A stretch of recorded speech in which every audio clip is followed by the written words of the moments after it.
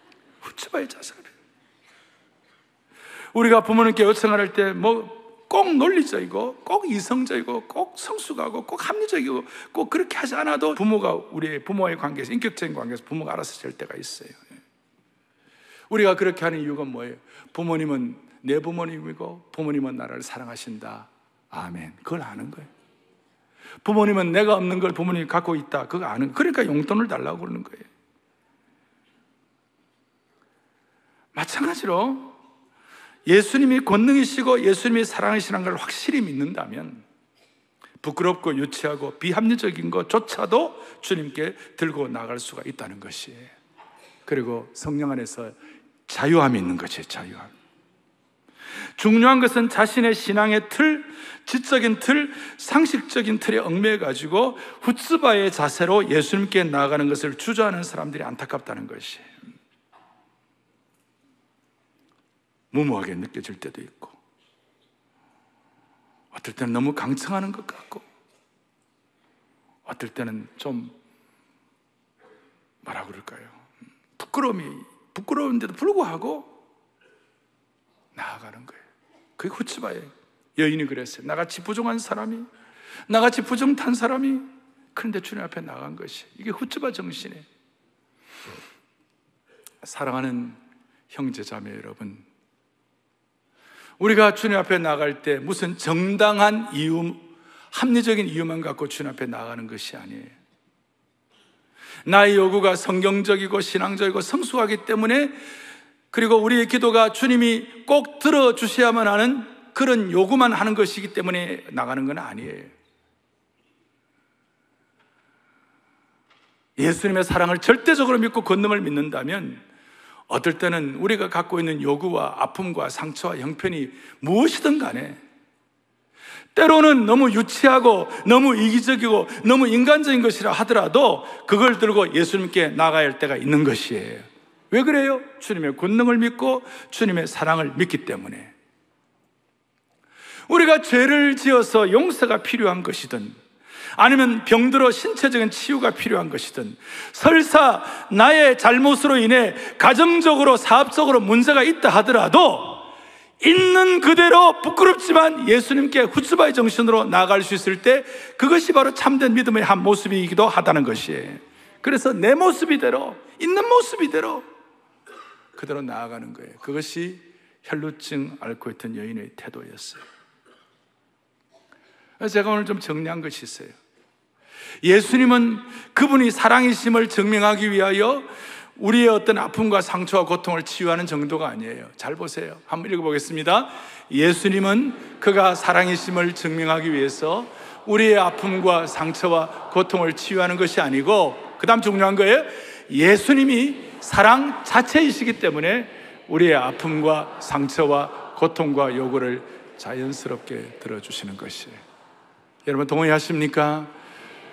예수님이 나는 사랑의 주님이니까 내가 이걸 내가 이들이 증명한다, 그거 아니에요. 예수님은 권능과 사랑 자체에 있어요. 그래서 우리가 어떨 때는 이 여인처럼 부끄러워도 후츠바의 정신으로 나아갈 때에, 그것이 내 자신이 갖던 잘못이든 어떤 온통 부끄러운 일이든 상관없이 나아갈 때에 하나님이 역사하시는 것이에요. 오늘 저는 참된 믿음의 첫 번째 단계로 말씀을 드렸어요. 우리는 우상을 섬기는 사람도 아니고, 우리는 어떤 타 종교를 믿는 사람도 아니고, 우리는 진리이신 예수 그리스도 앞에 무릎을 꿇는 사람들이에요. 그리고 예수님의 권능과 사랑을 우리는 믿는 것이에요. 동시에 이 여인처럼 후츠바 정신으로 나아가게 되는 것이에요. 그래서 여러분 그렇게 기도할 때 하나님은 필요하면 응답해 주시리라고 확신합니다. 찬양대가 고백한 대로 여러분 한 분 한 분의 일생을 주님이 앞서 인도해 주시기를 원합니다. 저는 지금 참된 믿음이란 무엇인가, 두 번째로 지난번의 말씀에 이어서 오늘은 믿음의 날개에 대해서 말씀을 하겠습니다. 참된 믿음이란 것은 진리이신 예수 그리스도를 믿음의 대상으로 하고, 그 다음에 그 주님이 권능의 주님이시라는 것을 확신하고, 또 하나는 사랑의 주님이시라는 것을 기대하면서 모두가 다 우리 지난번에 12의 혈루증 알았던 여인이 주님 앞에 부끄러움을 무릅쓰고 강청하는 후츠파 믿음을 통하여 믿음의 열매를 맺는 것이다. 아멘. 이래 얘기하니까 벌써 우리 교회 지난주부터 후츠파하고 소금파가 생기기 시작했어요. 참. 후츠파가 아니고 후츠파 믿음이에요. 정리하면 하나님 우리에게 믿음의 두 날개를 주신 것이, 하나는 뭐냐? 권능의 날개, 또 한 날개는 사랑의 날개를 주신 것이. 권능이란 것은 말씀한 대로 12의 혈루증을 앓던 여인을 고치시고, 또 12살 소녀를 죽은 자 가운데 살아나게 하시고, 인생의 폭풍우 가운데서도 주님이 우리를 붙잡아 주신다, 그걸 믿는 것이고, 사랑의 하나님이란 것은, 사랑의 하나님을 기대한다는 것은, 하나님은 우리를 멀찍이 내다보시고 그냥 멀리서만 이렇게 보시는 하나님이 아니시다. 우리를 가까이 오시고 타치하시고 우리를 만나주시는 분이시다. 어떤 애기 엄마가 애기 아빠 보고, 여보 애기 좀 보아줘요. 그러니까 그래 나 애기 봐줄게 하고 보기만 하는 거예요. 그래서 애기 봐달라고 그러니까 보고 있잖아. 그 와치하는 하나님이 아니시고 우리가 케어하시고 우리를 돌보시는 하나님이시다. 오늘 사랑의 교회가 모든 성도들이 하나님의 이 돌보시고 그 다음에 권능을 베푸신 이 은혜의 두 날개 아래 우리가 있기를 바랍니다. 룻기 2장 12절을 보면 이렇게 나와 있습니다. 함께요. 이스라엘의 하나님 여호와께서 그의 날개 아래 보호를 받으러 온 내게에게 온전한 상 주시기를. 아멘. 하나님의 은혜의 날개 아래 보호를 받으러 온 인생이 되기를 원하는 것이에요. 교회나 개인만 그런 것이 아니라 민족도 마찬가지예요. 여러분, 휴전선이 우리를 지켜주겠습니까? 정치가 우리를 지켜주겠습니까? 지난주에 저는 연변과학기술대학 졸업식 시사하러 가서 제가 중국 CCTV를 보니까 여기보다 더 자세히 나오는데요, 중국 시진핑 주석이 북한을 방문하고 국빈 방문을 하는데 난리도 그런 난리가 없어요. 어떻게 우리 힘으로는 안 되겠다. 하나님께서 은혜의 날개로 이 민족을 보호하지 않으시면 우리는 희망이 없다. 그런 생각을 아주 절실하게 하게 되었어요. 그래서 오늘 믿음에 대해서 좀 더 살펴야 되겠는데, 본문을 보세요. 본문을 보면 요동하는 한반도 전체의 상황도 하나님의 권능과 사랑의 날개 아래 들어갈 수 있도록 은혜 주시기를 바랍니다. 자, 본문의 원더풀하고 아름다운 본문이에요. 여기에 혈루증으로 앓던 여인이 등장하는 것 지난번에 말씀드렸고, 한 가지 이제 제가 말씀드리는 것은 치유받기 전에 얼마나 고통스러웠을까요? 그가 계속 하혈을 나고 부정하다고 그래서 구약의 레위기 법에는 뭐냐, 이런 여인은 공중 모임에 나갈 수 없다. 또 다른 사람들 여인에게 접근하면 안 된다. 그래서 한마디로 말하면 여러 가지 있지만 12년 동안 이 여인은 성전 출입 금지였어요. 우리식으로 말하면 12년 동안 예배를 못 드린 거예요. 사람이 12년 동안 예배를 못 드리면 어떤 일이 일어납니까?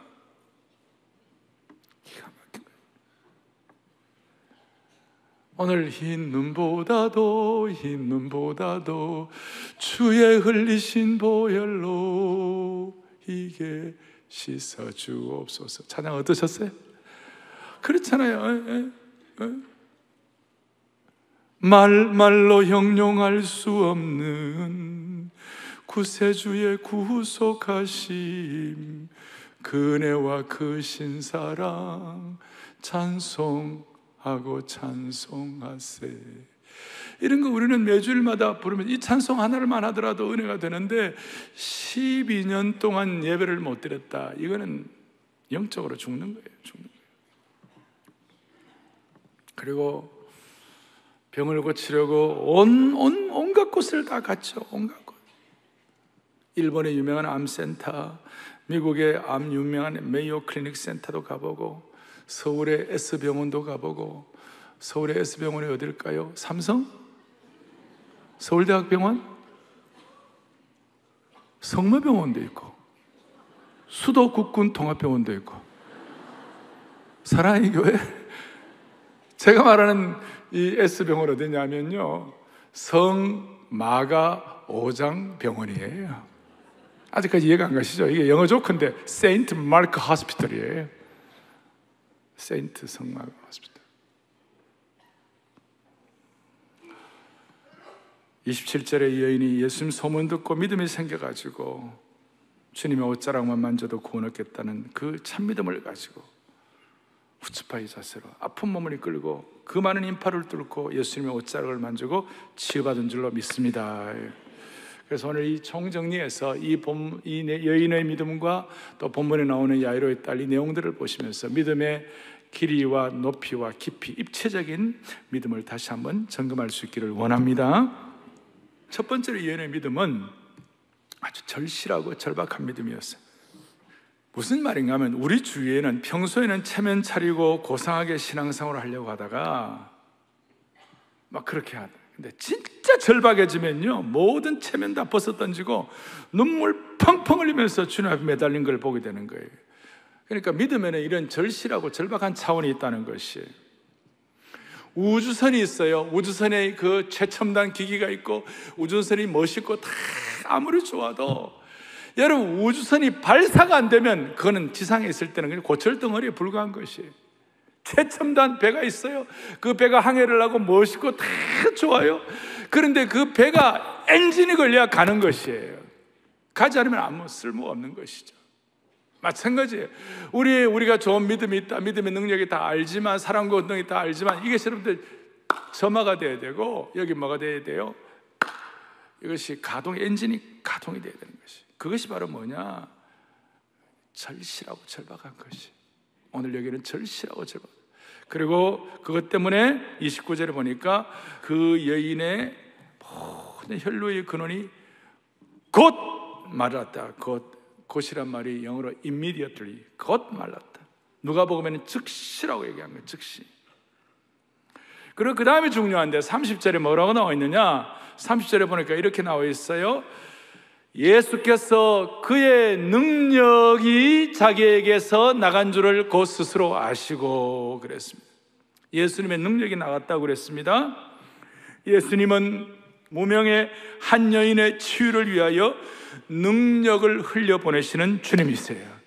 예수님은 무명의 한 여인을 치유하기 위하여 능력을 소진시키시는 하나님이세요. 누가복음 6장 19절에 보면 여기에 대해서 이렇게 설명하고 있어요. 다 같이 또박또박 봅니다. 온 무리가 예수를 만지려고 힘쓰니 이는 능력이 예수께로부터 나와서 모든 사람을 낫게 함이러라. 아멘. 저는 이런 말씀을 보면서 주여, 이 예배의 자리가 능력이 예수님께로부터 나와서 흘름받는 그런 자리가 되게 도와주십시오. 능력이 흘러나오는 것을 체험하게 하여 주시옵시고, 예수님의 능력을 소진시키는 자리가 되면 얼마나 좋겠는가. 우리의 믿음의 절박함을 통하여 예수님의 능력이 흘러나오게 하여 주시옵시고, 예수님의 좋은 의미에서 예수님의 능력이 소진되는 능력이 나타나게 하여 주시옵소서. 이런 얘기를 할 때 어떤 사람들은 우리 가운데 예수님이 나 같은 사람을 아시겠나? 이름 없고 무시받고 소외된 나의 마음을 어떻게 아시겠나? 어떻게 아시겠나? 또 어떤 사람들 해볼 거 다 해봤다, 예수 오래 믿었다, 그런데도 불구하고 나는 뭐가 없다, 안 믿어지는 사람들, 다시 여러분들이 마음을 정리하세요. 주님은 소외되고 비참한 한 여인에게 능력을 즉시 흘려보내시는 주님이시다 이거예요. 주님은 우리에게 그분의 능력을 소진시켜 주시는 참된 목자이시다. 오늘 이 시간 남들에게 공개할 수 없는 아픔과 상처와 부끄러움과 숨겨진 문제로 고통하는, 그야말로 21세기형 혈루증을 앓고 있는 분들이 계시다면, 21세기 혈루증을 앓고 계시는 분들이 계시다면, 이 시간 절박함으로 나아갈 때에 하나님은 필요하면 즉시 치유가 나도록 만들어 주실 것이에요. 이게 믿음의 첫 단계예요. 절박함이에요. 두 번째 단계는 34절에 이렇게 나와요. 34절에 예수께서 이르시되 딸아, 내 믿음이 너를 구원하였다. 평안히 가라. 너의 병에서 놓여 건강할지어다. 여러분, 이걸 보면서 깜짝 놀랐어요. 딸아, my daughter. 따라라고 이런 식으로 부른 거는 여기가 유일해요. 유일해요. 왜 이게 중요한가 하면 따라라고 부르는 그 순간 이 무명의 여인, 그리고 자기의 상처와 아픔으로 평생을 고생했던 이 여인이 예수님의 딸이 된 것이, 주님이 my daughter 이렇게 말씀할 때에, 내 딸아 할 때에 무슨 일이 벌어지는가?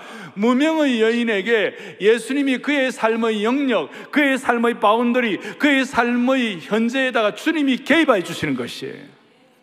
이렇게 말할 수 있어요. 딸아라고 부르는 그 순간 이 여인과 주님과의 사이에 인격적 관계가 형성된 것이에요. 그래서 기독교 신앙의 믿음에는 인격적 관계라는 부분이 굉장히 중요한 것이, 예수님은 이 여인의 삶의 자리, 삶의 영역에 인격적으로 찾아 들어가셨어요. 인격적인 영원한 관계성을 맺게 되는 것이에요. 그리고 그 인격적 관계를 맺고 나니까 율법에 의해서 부정한 사람으로 낙인되어 공동체 밖으로 쫓겨났던 여인을 고쳐가지고 공동체와 군중의 중앙에 세우시고 표관하게 해가시고 그의 믿음을 칭찬하시고 따라라고 그러시고 너희 믿음이 너를 구원했다라고 믿음의 날개를 달아주신 줄로 믿습니다. 그리고 창조의 주님, 구원의 주님과 소통하는 인생 되게 해 주신 것이, 왜 이렇게 인격적인 믿음이 중요한가? 우리 동양 사람들은 하나님을, 신을 인격적인 존재로 잘 인식하지 못했어요. 신이라고 하면 그저 나보다 크고 능력이 많고 비비고 우상 섬기고 그래서 동양 사람들은 인격을 모르니까 뭘 하느냐? 명상을 하는 거예요. 초월 명상. 인격적이지 않은 우주가 도와준다는 등의 어떤 비인격적인 능력을 삶의 현장에서 받아들이는 명상, 참선, 선의 세계, 면벽 군연, 어떤 신비한 방법을 통하여 신적 기운을 받아들이려고 하는 거예요. 이것이 더 심화되면 접신하는 것이 되고, 극단적인 요가, 초월 명상, 뉴 에이지 등을 통하여 내가 어떤 구원의 세계에 도달해 보려고 하는 것이에요. 하지만 기독교 신앙은 그렇지가 않아요. 기독교의 믿음은 그렇지가 않아요. 성경은 하나님은 창조주 권능의 하나님이시고 사랑의 본체이시며 동시에 인격적인 하나님을 선포하는 것이에요. 예수님이 땅에 오셔서 우리에게 인격적인 하나님을 말씀하시고, 인격과 인격이 만나면 뭐가 되는 거예요? 소통이 되는 것이에요. 그래서 기독교 신앙은 소통이 될 수 있도록 하나님과의 인격적인 의사소통의 핵심인 성경의 계시를 우리에게 주셨고, 성경에 계시된 말씀을 통하여 우리는 성경적인 사색을 하는 것이에요. 조금 더 깊이 들어가면 인격적인 하나님이 우리를 찾아오셔서 계시적인 사색을 하는 거예요. 성경적인 사색, 계시적인 사색을 하게 되고, 동시에 우리 입장에서는 하나님께 인격적인 기도를 올려드리는 거예요. 할렐루야. 성경이라는 인격적인 방법을 통하여 우리에게 소통하시고, 우리는 그 말씀을 듣고 기도를 통하여 하나님께 우리의 기도가 올라가게 될 때 인격적인 관계가 생기고 깊어지고 두터워질 때 이 관계를 통하여 큰 능력이 선포되는 줄 믿습니다. 그리고 이거 되니까 이 여인은 앞으로 어떻게 되는 거예요? 치유받는 걸로 끝나지 아니하고 사명자로 살게 되는 것입니다. 나는 이제 주님으로부터 치유받았어. 내가 갖고 있던 혈루증을 통해 주님이 나를 새롭게 하시고, 나는 이제 주님의 그 은혜를 받아가지고 살겠어. 사명자가 되는 것이에요. 그리고 오늘 인격적인 관계성에 있어서 중요한 것은, 우리가 이것을 내 것으로 삼으려면 우리에게 필요한 것은 뭐냐? 성경에 보면 하나님과의 올바른 인격적 관계를 맺기 위해서는 이 세상 사람들이 쓰는 방식과는 다른 방식으로 나가야 되는, 그것이 뭐냐면 마태복음 11장 25절을 다 같이 보겠습니다. 이것을 지혜롭고 슬기 있는 자들에게는 숨기시고 어린아이들에게는 나타내심을 감사하나이다. 아멘.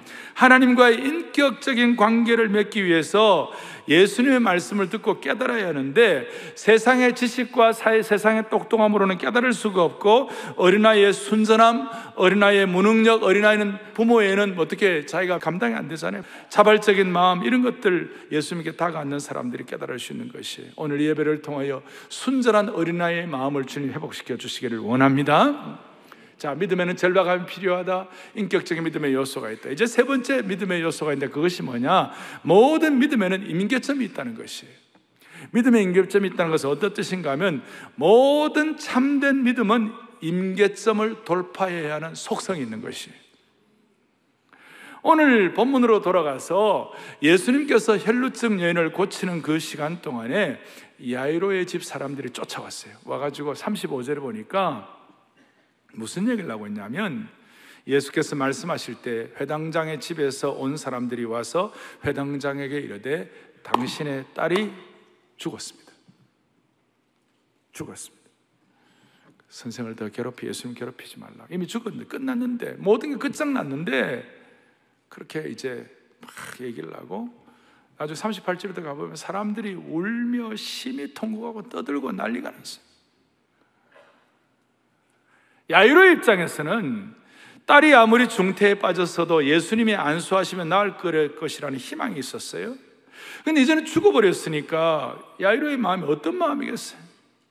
그리고 부정적인 사람들, 울며 통곡하는 사람들 사이에 야이로의 마음이 어떻겠어요? 어떻게 보면 임계점이에요. 낭떠러지까지 간 거예요. 야이로의 마음속에 중간에 혈루증 앓던 여인을 고쳐주지 않으시고 바로 왔더라면 우리 딸이 죽지 않았을 터인데, 근데 이제 사람들이 다 끝났다고 했는데 자기도 모르게 마음에 두려움이 생겼을 것이에요. 그런데 예수님께서 뭐라고 말씀하시는가? 두려워하지 말고 뭐 하기만 하라? 믿기만 하라. 어떻게 두려워하지 않고 믿을 수가 있겠는가? 이런 상황인데 주님이 또 한 걸음 더 나가지고 39절에 뭐라고 말씀하시는가 하면, 이 아이가 죽은 것이 아니라 잔다 그랬어요. 그래서 모든 믿음에는 죽음을 돌파해야 되는 것이고, 모든 제대로 된 믿음에는요, 죽는 것이 아니라 잔다는 것에 대한 눈이 열려야 되는 것이. 여러분, 죽음은 가장 큰 공포예요. 죽음은 상처가 있어요. 죽음은 비참한 게 있어요. 죽음은 가시가 있어요. 그런데 그 모든 죽음을 뛰어넘은 잔다. 여러분, 죽음은 마침표예요. 근데 잔다는 컴마예요. 마침표는 끝이지만 컴마는 새로운 문장이 시작되는 것이고, 마침표는 새 차원으로 삶의 연장이 되는 것이에요. 핵심은 이거예요. 참된 믿음이 없는 사람은 죽음이 끝이라고 그러지만, 참된 믿음을 가진 사람은 죽으면 끝이 아니라 부활 신앙을 갖는 줄 믿으셔야 되는 것이에요. 예수님을 믿는 사람들에게 있어서는 이 뜻은 죽는 것은 자는 것과 똑같아요. 자는 것이 얼마나 편하고 좋습니까? 자는 것은 그냥 자는 사람은 나중에 그냥 깨우면 되는 거예요. 아까 말씀한 대로 거기는 상처도 없고 아픔도 없고 가시도 없고 비참함과 공포가 없어요. 죽음의 능력과 힘이 자는 데는 없는 거예요. 오늘 모든 신앙과 믿음은 이런 임계점이 있는데, 이런 임계점을 딱 돌파할 수 있도록 우리에게는 마침표가 아니라 컴마, 그리고 우리에게는 잔나는 것, 조금 더 깊이 들어가면 부활 신앙을 열어주시는 주님을 찬양합니다. 자, 이런 얘기를 주님이 하시니까, 잔다고 그러니까 40절에 뭐라고 나와 있어요? 40절에 그들이 다 비웃더라 그랬어요. 그리고 이제 비웃는데 예수님께서 이제 야이로의 딸을 살리는 현장에다가 이 비웃는 사람들을 한 명도 안 데리고 들어갔어요. 분명하셨어요. 아무리 말해도 믿지 않는 인간들은 야이로 데리고 들어가고 베드로, 야고보, 요한을 데리고 들어갔어요. 그리고 그 부활의 현장을 보게 하시고, 부활의 현장을 통하여 모든 임계점을 돌파할 수 있는 길을 열어주신 것이에요. 그리고 어떻게 했냐? 달리다 굼 그랬어요. 달리다라는 것은 뛰다 그런 뜻이 아니고, 경주하다 그런 뜻이 아니고, 달리다라는 말은 뭐냐 하면 어린 양이다, 또 소녀다, 어리다 그런 뜻이에요. 굼은 일어나라, 벌떡 일어나라. 소녀야 일어나라 그 뜻이에요. 이게 뭐예요? 부활 신앙의 본질이에요. 일어나라, 소녀야 일어나라. 나중에 이걸 베드로가 같이 갔다가 기억해가지고 사도행전 9장에 보면 다비다라는 여제자가 있는데 죽었는데 베드로가 다시 살렸어요. 다비다 쿰! 다비다야 벌떡 일어나라, 벌떡 일어나라. 말도 안 되는 수치를 안고 말도 안 되는 죽음 가운데서 비통하게 다 비웃고 울며 통곡하는 그 상황 가운데 주님은 달리다 쿵 일어나라. 오늘 주님은 우리에게 말씀하시는 믿음의 본질이 뭐냐? 임계점을 돌파하는 데 부활신앙이 있다. 오늘 너희들 일어나라. 오정현 쿵 그러는 거예요. 여러분 이러면 한 명 한 명 다 불러가면서 다 일어나라고 그러시는 거예요. 오늘 이 은혜가 여러분들이 있기를 바라는 것이에요. 그래서 주님은 신앙의 본질이 뭐냐? 믿음의 참 믿음의 백미 중에 하나가 뭐냐? 부활신앙이다. 그래서 주님은 나는 부활이요 생명이니 나를 믿는 자는 죽어도 살겠고, 오늘 야이로의 딸 이거 사는 것을 다 기억. 나를 믿는 자는 죽어도 살겠고 살아서 나를 믿는 자는 영원히 죽지 아니하리라. 이것이 복음의 핵심이에요. 이것 때문에 우리는 오늘까지 주님을 섬겨오고 수많은 인생의 질곡 속에서도 우리는 한결같은 신앙의 경주를 할 수가 있는 것입니다. 주님의 음성을 들었어요. 달리다 쿵. 여러분 이러면 한 명 한 명을 지금 일어나라고 하시는 주님의 음성을 들으시기를 바랍니다. 자, 믿음은 뭐예요? 절박한 믿음의 속성이 있고, 믿음은 뭐예요? 인격적인 속성이 있고, 믿음은 한계 상황 가운데서 비웃는 것이 아니라 이런 말씀 듣고 되겠나 이렇게 그냥 적당히 생각하는 것이 아니라 이걸 주님이 주시는 레마의 말씀으로, 내게 주시는 말씀으로 받아들여가지고 주께서 말씀하시온 즉 순종하겠습니다 그런 마음으로 주님 다시 일어나기를 원합니다. 이게 진짜 복음인 것이에요. 그래서 주님은 가끔 가다가 큰 믿음이 있고 작은 믿음이 있다고 그랬어요. 주님은 어찌하여 무서워하느냐? 믿음이 적은 자들아, 제자들에게 말씀하셨는데, 큰 믿음이 뭐예요? 큰 믿음은 다른 것이 아니라 죽음 같은 임계점을 돌파하는 것이 부활신앙이고, 죽음 같은 아픔과 죽음 같은 상황에서 이제는 엉글려서 끝났다고 하는 그 순간에서 다시 일어나는 것이 큰 믿음인 줄로 믿으시기 바랍니다. 이것은 우리의 능력이 아니에요. 죽음을 뚫고 나오신 예수님께 딱 붙어서 부활신앙 가지면 주님이 해결해 주시는 것이에요. 딱 붙어 있는 거예요. 여러분 이 세상에서 죽음을 돌파하고 나오신 분은 예수님밖에 없는 것이에요. 예수님은 죽음의 방정식은 이렇다, 죽음에 대해서 설명하고 죽음에 대해서 여러 가지 공식을 말하고 그런 거 없어요. 주님은 그냥 죽는 상황 가운데 있는 사람은 딱 살려내는 것이에요. 그냥 그대로. 이런 뜻이에요. 큰 불이 났어요. 그리고 큰 불이 나가지고 거기에 어떤 사람들이 갇혀가 죽기 직전에 다 불타 죽을 직전이에요. 그런데 유능한 소방관이 뛰어들어갔어요. 뛰어들어가지고 그 불길 속에서 죽기 직전에 있는 사람들을 살릴 때 소방관이 어떻게 합니까? 오늘 이 불은 무슨 이유 때문에 전기가 누선이 되어가지고, 아니면 누가 성냥불을 잘못 써가지고 오늘 큰 불이 일어났습니다. 그리고 설명하고, 그리고 불이 활활 타오를 때는 어떻게 산소가 공급되고 공식이 있습니다. 주님이 그렇게 말할 시간도 없고, 아니 소방관이 그런 얘기 안 합니다. 그냥 그대로 들고 나와서 살려주시는 거예요. 우리도 마찬가지일 때가 많아요. 어떨 때는 모든 거 설명 다 안 해주세요. 근데 믿음 갖고 있는 사람에는 그 순간 필요하면 살려주시는 것이에요. 제가 이런 예가 여러분들에게 도움이 될지 모르겠습니다만, 컨레드 힐튼이라는 유명한 얘기가 있어요. 힐튼, 그야말로 세계 최고의 호텔 체인의 창업자예요. 이 컨레드 힐튼이 어떤 일이 있었는가? 텍사스에서 호텔 사업을 시작했다가 그때 불어닥친 경제 불황으로 인해서 그 주위의 모든 호텔 업계의 85%에서 90%가 다 도산하는 부도 위기를 맞게 되었어요. 이 컨레드 힐튼도 자기가 투자를 받아가지고 호텔을 시작했는데, 이제는 투자자에게 돈을 돌려줄 돈도 없고 이제는 끝났다고 생각하고 다 부도니까 자살하려고, 호텔 가게 되라 자살하려고 하는 그 순간에 어릴 때에 어머니가 들려주신 말씀이 기억이 났어요. 그게 뭐냐면, 세상의 모든 친구는 너를 버려도 하나님은 너의 반석이시여 요새가 될 거야. 그리고 예수님은 죽은 자 가운데서 부활하신 분이셔. 그 말씀이 갑자기 떠올라가지고 눈물로 자신을 뉘우치고 기도하는 도중에 부활신앙이 생겼어요. 힘을 얻어서 체면불구하고 채권자들에게 가서, 자기에게 투자했던 사람들에게, 나 돈을 갚을 능력이 지금 없지만 내가 죽으려고 그러는데 우리 어머님 하신 말씀이 생각나서 내가 다시 한번 어떻게 회복되어 보고자 하는 내 마음이 생겼는데, 어떻게 여러분들 좀 이렇게 나를 믿어주시고 유예 기간을 주면 안 되겠느냐고 많은 채권자들이 뭐 그게 되겠나고 막 공격하는 사이에 어떤 채권자가 이왕 이러니 저러니도 이렇게 이 사람 말을 한번 믿어봅시다 라고 그렇게 해가지고 채권자들에게 그냥 유예기간을 줬어요. 그 유예기간 동안에 다시 일어나가지고 빚을 다 갚고 세계 최고의 호텔 체인 사업자가 된 거예요. 자살 미수자에서 세계적인 호텔 왕이 되었어요. 끝장이라는 그 상황에서 부활신앙으로 임계점을 돌파하게 된 것이. 지금 세계에서 힐튼 호텔에 가면요, 방마다 성경책이 다 놓여 있어요. 알 사람이 없도다. 방마다 성경책이 놓여 있어요. 자기가 죽다가 살았으니까.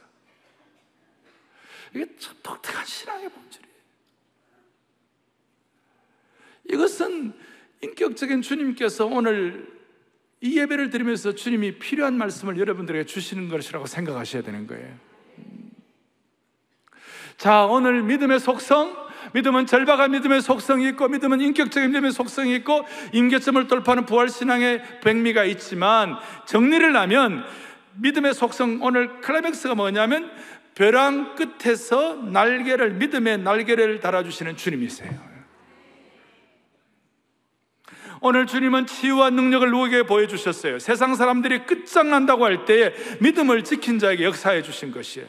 구체적으로 주님은 고통의 임계점을 부활신앙을 가지고 돌파한 사람들에게 역사해 주시는 것이에요. 저의 삶을 돌아보면 다 끝났다고 했을 때 벼랑 끝에 몰린 것 같은 그 순간에 많은 역사가 일어날 때가 있었어요. 여러분이나 저나 모든 인생은 예외 없어요. 인생길에서 한두 번은 삶의 벼랑 끝에 서게 되는 것이. 어떤 사람은 암말기가 되어가지고 벼랑 끝에 설 수 있고, 또 믿었던 가정이 다 깨어져서 이혼하는 이런 벼랑 끝이 될 수가 있고, 인간관계의 파턴, 심지어 사업이 망해가지고 또 평생 기대를 걸었던 자식이 어그러져 나갈 때 그게 인생 파탄의 어떤 벼랑 끝이 될 수가 있어요. 아무런 출구조차 보이지 않는 막다른 상황이 벼랑 끝이라고 말할 수 있어요. 이럴 때 세상 사람들은 벼랑 끝만 바라보지만 우리는 벼랑 끝 너머에 계신 하나님을 바라보는 줄 믿으셔야 되는 것이에요. 다시요, 벼랑 끝에서 믿음의 날개를 달아주신 주님을 믿어야 된다는 것이. 제가 성경을 읽다가 그렇구나, 누가복음 4장 28절에 3절 읽다가 참 마음에 와닿은 것이 있어요. 같이 보겠습니다. 회당에 있는 자들이 이것을 듣고 다 크게 화가 나서, 자, 이게 예수님 반대자들이에요. 반대자들. 29절 함께요. 일어나 동네 밖으로 쫓아내어 그 동네가 건설된 산 낭떠러지까지 끌고 가서 밀쳐 떨어뜨리고자 하되, 30절, 예수께서 그들 가운데서 지나서 가시니라. 아멘. 예수님의 반대자들이 예수님의 30년 공생애를 시작하는데 이제 본격적인 사역을 시작하려고 하니까 수많은 반대자들이 그 동네가 건설된 산 낭떠러지 끝에 예수님을 끌고 가가지고 예수님을 떨어뜨리려고 그러는 것이에요. 너무나 놀라면 30절, 그 순간 예수께서 압도적인 권위를 가지시고 그 가운데로 지나서 가시니라. 그래서 사랑하는 형제자매 여러분, 우리는 살다 보면 수많은 일들을 당해요. 그런데 하나님께서 예수님이 저 낭떠러지 가운데서 그들 가운데서 지나가시는 것처럼 우리에게 영권을 주시고 믿음의 속성을 주시고 믿음의 날개를 달게 하여 주시고 영적인 공간 이동을 하게 하신 주님을 찬양하기를 원합니다. 날개를 달아주시는 것. 이것은 마치 바울이 루스드라 성에 가가지고 복음을 전하다가 반대파에 의해 돌에 맞아 죽을 줄 알고 거적대에 둘둘 말아가지고 바울의 시신을 가지고 성 밖에 내어쳐버렸는데, 그 순간 바울이 벌떡 일어나가지고 툭툭 털고 다시 들어가서 복음을 전한 줄로 믿습니다. 바울 사도의 그들 가운데로 지나가시는 또 방식이었어요. 그래서 여러분, 인생의 모든 벼랑 끝은 믿음의 날개가 생겨나는 곳입니다. 벼랑 끝은 하나님이 직접 역사하시는 곳이에요. 또박또박 한번 같이 보겠습니다.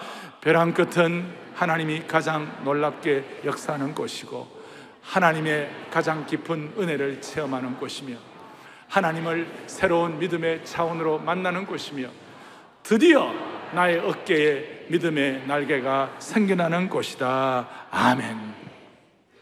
이것은 지난 40여 년 동안 사역을 하면서 제게 깨닫게 해주신 하나님의 은혜요, 하나님께서 저로 하여금 수많은 벼랑 끝에서 그것을 감당하게 하시는 하나님의 공식이었어요. 모든 벼랑 끝은 나의 어깨에 믿음의 날개가 생겨나는 것인 줄 믿으셔야 되는 것이. 믿음의 날개는 이제는 떨어져 죽겠구나 하는 인생의 벼랑 끝이 없다면 결코 생기지가 않아요. 다른 식으로 말하면 벼랑 끝이 있기 때문에 믿음의 날개가 생기는 것이에요. 하나님은 무슨 괴상한 취미가 있어가지고 우리에게 고통을 주시기 위하여 절망의 낭떠러지까지 데려가시고 떨어뜨리는 분이 아니세요. 하나님은 우리에게 믿음의 날개를 달아주시기 위하여 절망의 낭떠러지까지 가게 하신 분이세요. 그런데 이러면 목사님, 난 그래도 나는 믿음의 날개 안 달아도 좋으니까, 나는 믿음의 날개 안 달아도 좋으니까 절망의 낭떠러지가 없으면 좋겠어요. 뭐 그것도 일리가 있어요. 그런데 인생사는요, 반드시 오게 돼 있어요. 인생은 다 오게 돼 있어요. 아무리 평탄한 삶이라 하더라도요, 언젠가는 이런 일을 만나게 돼 있어요. 그럴 때 하나님 앞에서 이 믿음 가지고 믿음의 날개를 다시기를 바라요. 날개를 다시기를 바라요. 제가 질문을 하나 했어요, 주님께. 주님, 왜 그러면 그게 꼭 이렇게 하시느냐고, 꼭 코너까지 모시느냐고, 꼭 절벽까지 몰고 가시느냐고. 야이로의 딸을 구하기 위하여 조금 더 일찍 가셔서 고치시면 얼마나 좋아요? 무남동녀의 온리 비 같은 돌을, 하나밖에 없는 무남동녀를 그렇게 꼭 죽고 난 다음 살리셔야 되느냐고. 12년 동안 혈류증으로 그렇게 고통하고 힘든 거 아시면서 조금 일찍 만나주시면 안 되나요? 그런 질문을 하는데 주님이 제가 깨닫게 해주신 건 뭐냐면, 야, 믿음은 순도가 필요해. 순도. 적당한 금이 되면 안 돼. 순도가 필요해. 의심이 1g이라도 있으면 안 돼. 믿음의 날개라는 것은 1g의 의심이 없이 순도 100%가 돼야 한다는 거예요. 아이고야, 이거 참 힘들어요. 그렇지만 이게 원칙이에요. 저와 여러분들에게는 하나님은 오늘도 오염되지 않는 순도 100%를 주님이 요구하시는 것이에요. 참 힘들어요. 그러죠. 홍해 앞에 선 모세를 생각해 보세요. 모세도 나름대로 똑똑하니까 홍해 앞에서 이거 어떻게 건너야 할 것인가, 뭐 길이 없어요. 앞에는 푸른 바다고 뒤에는 애굽의 군대가 쫓아오고, 뭐 결국은 아무 길이 없는 거예요. 그러니까 결국은 모세가 두 손 두 발 바짝 들고 하나님 하는 그 순간에 모세의 마지막 남아있는 1g의 의심이 다 날아가 버린 것이에요. 완전히 순도 100%. 그래서 지팡이 하나 딱 들고 딱 하는 순간에 모세에게 믿음의 날개가 생긴 것이에요. 그래서 홍해를 건너가게 하신 거예요. 할렐루야. 이거 보통 믿음의 수준이 아니에요. 어렵고 힘들어도 1g의 의심도 없어야 되는데, 이게 쉬운 일이 아니에요, 여러분. 그렇지만 이게 공식인 걸 어떻게 해요? 저에게도, 여러분 모두에게도 100% 순도가 될 때, 나의 힘으로 할 수 있는 것이 아무것도 없다고 생각할 때, 실로라기 하나라도 주님께 맡기고 신뢰할 때, 주님은 믿음의 날개를 주시고 절벽을 뛰어넘게 해주시는 것이에요. 여러분, 독수리 새끼를 키울 때의 방식이 어떤지 아세요? 독수리 새끼가 그냥 그 보금자리에서 그냥 앉아가지고 엄마가 갖다 주는 그냥 그 먹이만 먹고 막 그렇게 하다 보면 그냥 독수리도 닭이 되는 거예요. 치킨 되는 거예요, 치킨. 독수리가 되려면 그 독수리다운 근육이 생겨야 하고 독수리다운 야성도 생겨야 돼. 그래야 되는데 그냥 독수리의 보금자리에만 가만 놔두면 있잖아요. 무슨 일이 벌어지는가? 그냥 아무것도 안 해요. 그래서 어미 독수리는요, 그 독수리의 보금자리를 다 흩어버리는 거예요. 그리고 날개 근육이 생기도록 만들어주시고 강하게 키우는 거예요. 이런 얘기를 하면 사람들이 안 믿어. 안 믿어. 그런데 여러분이 제 얘기가 아니에요.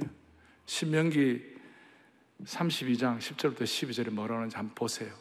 같이 읽어봅니다. 여호와께서 그를 황무지에서 짐승이 부르짖는 광야에서 만나시고 호위하시며 보호하시며 자기의 눈동자같이 지키셨도다. 아멘. 11절. 마치 독수리가 자기의 보금자리를 어지럽게 하며 자기의 새끼 위에 너풀거리며 그의 날개를 펴서 새끼를 받으며 그의 날개 위에 그것을 없는 것 같이 12절 다 함께 여호와께서 홀로 그를 인도하셨고 그와 함께한 다른 신이 없었도다. 아멘. 오늘 11절의 내용, 제가 말씀한 내용 그대로예요. 보금자리를 어지럽게 해가지고 그리고 난 다음에 자기의 새끼 위에 너풀거리며 새끼가 떨어질 때 독수리의 날개로 새끼를 보호해 주는 것이에요. 암예배 때 어떤 분이 나가시면서 그래요. 목사님, 제 성경하고 목사님 성경하고 좀 다른 것 같습니다. 저런 게 있는 줄 몰랐다 그러면서. 여러분, 우리는 하나님의 나라에 치킨, 닭이 아니라 독수리가 되어야 할 것이에요. 어떨 때는 절벽에서 떨어뜨려가지고 그냥 맨 땅에 머리에 해등하게 피 흘리기 직전에 독수리의 날개로 우리를 안아서 보호해 주시는 주님의 능력을 믿으시길 바라요. 시편에도 우리를 떨어지기 직전에 우리를 보호하신다고 그랬어요. 사랑하는 교우들이여, 우리의 인생의 작은 벼랑 끝, 큰 벼랑 끝이 있을 때마다 믿음의 날개로 비상하십시다. 그리고 우리가 절벽에서 떨어진다고 할 때에 무책임한 것이 아니라 우리에겐 기도가 있는 줄로 믿습니다. 기도를 통하여 나아가는 것이에요. 또 성경 전체를 보는 성경적인 시각이 우리에게 있는 것이에요. 또 우리에게 참된 믿음 가운데는 인내가 있어요. 기도와 말씀과 인내가 있기 때문에 우리는 무책임하게 무조건 떨어지고 그렇게 하는 것이 아니에요. 절벽에서 기도하고 성경적인 시각을 가지고 우리가 이렇게 할 때 우리의 모든 절벽에서 우리의 어깨에 믿음의 날개를 달게 하시고 다시 한번 작은 벼랑 큰 벼랑 끝에서 우리의 믿음을 활짝 열게 하시고 비상하게 하신 주님을 찬양하십시다. 두 손을 다 펼치시고 거친 파도 날 향해 올 때 주와 함께 날아오리. 얼마나 딱 맞는 찬송인지 몰라요. 이 시간 마음을 다하여 거친 파도 날 향해 찬양하면서 주님 앞에 나아갑니다. 거친 파도 날 향해 주와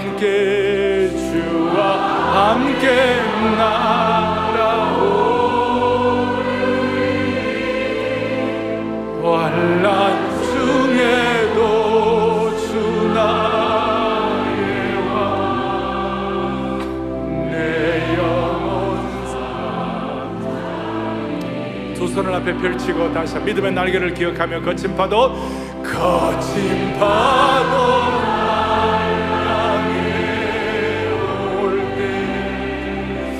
주와 함께 날아오리.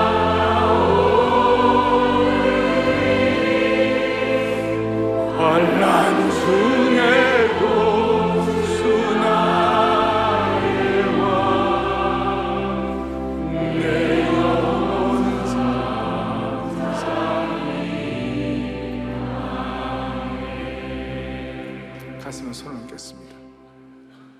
여러분 마음에 주여 믿음의 날개를 주옵소서, 주여 믿음의 날개를 주옵소서, 그렇게 외치는 마음을 가지고 제가 기도할 때 같이 마음을 모아주시기를 바랍니다. 살아계신 하나님 아버지, 오늘 이 말씀을 우리 개인에게 주신 레마의 말씀으로 받게 하여 주옵소서. 우리 가운데 인생의 진퇴양난에 계신 분들이 이 말씀을 권능의 말씀으로 받아들이게 하여 주셔서 우리의 삶에 있는 수많은 영적인 가난함, 피폐함, 초라함으로부터 비상하게 하여 주시기를 원하옵나이다. 이 시간 남모른 아픔을 갖고 계시는 분들, 21세기의 혈루증으로 고생하는 분들, 그 양들을 위하여 능력을 소진시키시는 주님을 신뢰하게 하여 주셔서 다시 한번 인생의 작은 벼랑, 큰 벼랑의 끝에서 믿음의 날개를 활짝 펴고 비상하게 하여 주시기를 원하옵나이다. 사랑의 교회도 헌당 이후에 이런 믿음의 소명을 가지고 생명의 역사가 넘치는 역동적인 교회로 쓰임받게 하여 주시옵소서. 우리 주 예수 그리스도 이름으로 간절히 기도 올리옵나이다. 아멘.